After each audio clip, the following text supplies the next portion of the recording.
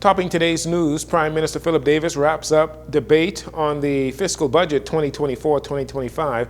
The opposition lays out plans in the event it wins the next general election. Police officers investigating 3 weekend homicides, and the country suffers its 31st traffic fatality for the year, this time on Abaco.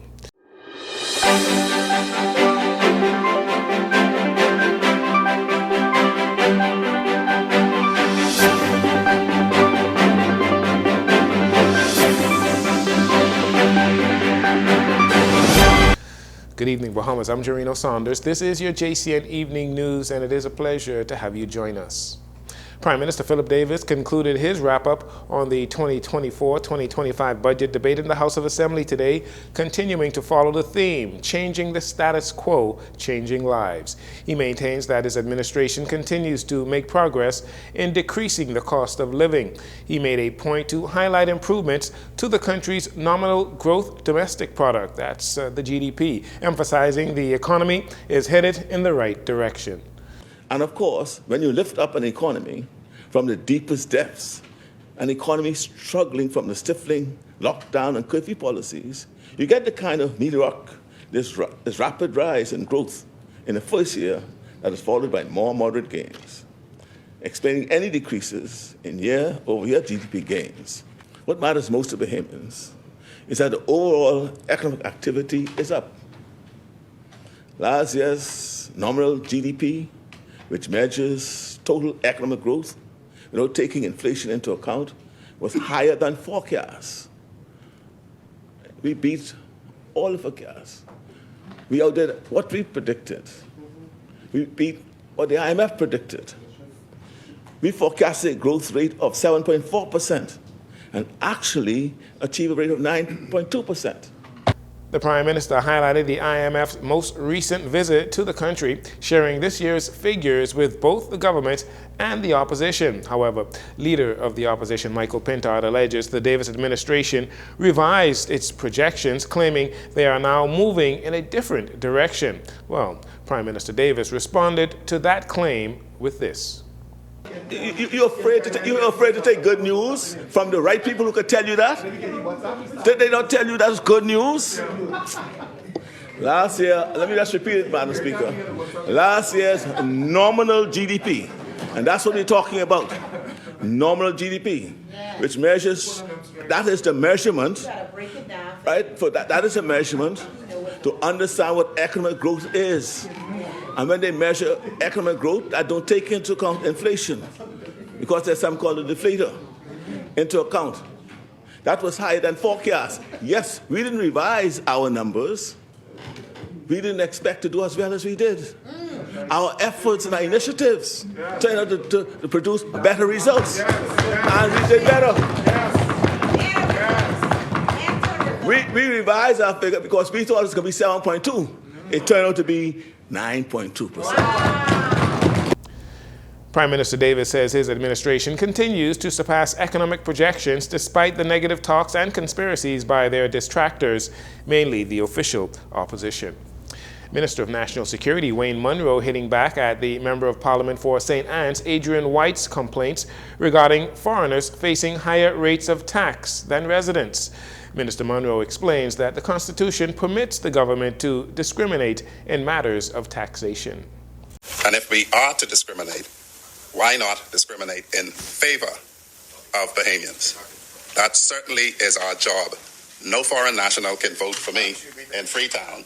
No foreign national can vote for him in St. Anne's. So it amazes me that one would have a difficulty with that. Mr. Munro also expressed amazement at criticisms from F&M members Kwesi Thompson and Dr. Hubert Minnis regarding the PLP's failure to meet budget projections. He had this to say in regards to their comments. A projection is what you are shooting for. And every year, if you are good as a business person, you should never make your projection, because that means then that your projection was set too low. And so when one appreciates what Marco City says about somebody who has never run a business. In my law firm, we always set a target for fee collection. And in my 33 years of practice, we've never made it once. because we always set it much higher than we performed the year before. But the other side discloses exactly the type of approach they will take. They will set low targets, and they will therefore always make their low targets. Minister of National Security, Wayne Monroe. Amidst his criticisms of the Davis administration's 2024-2025 budget, Leader of the Opposition Michael Pintard took time to speak on the ambitions of the Free National Movement. However, he first accused the government of gaslighting the public on matters of the budget and their financial position.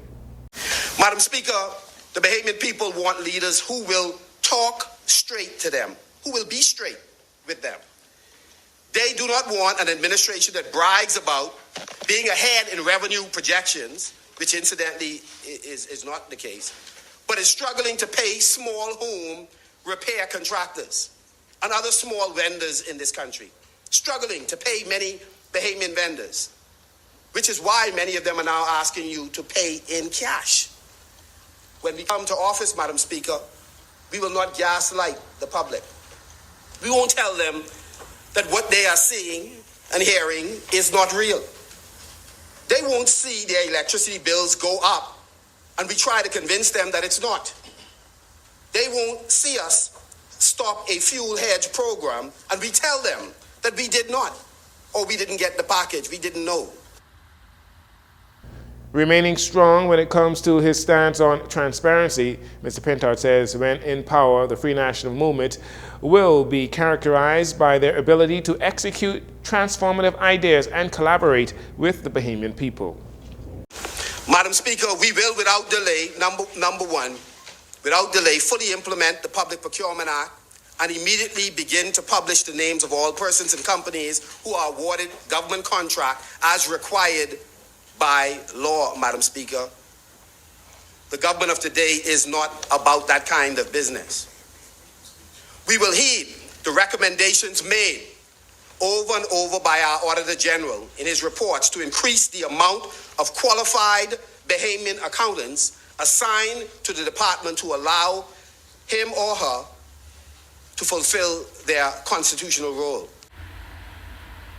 Also included in the FNM's to-do list, should they win the next general election, is the enactment of the Ombudsman Act, the reinstatement of major bank branches in the Family Islands, and the removal of value-added tax from core healthy food items, medicines, infant care items, and women's sanitary products. Will have the VAT removed as well. When we began the day, police were investigating two separate homicides that have left two men dead over the weekend. The first incident reportedly occurred shortly before 3 p.m. on Saturday when two brothers were inside a Nissan Note at the intersection of Milo Butler Highway and Carmichael Road when they got into an altercation.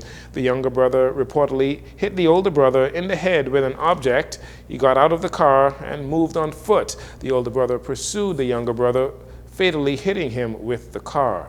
The 42-year-old older brother reported the incident to the police. He was subsequently arrested and remains in police custody. The second incident occurred around 6 a.m. on Sunday at a private aviation center on Coral Harbor Road.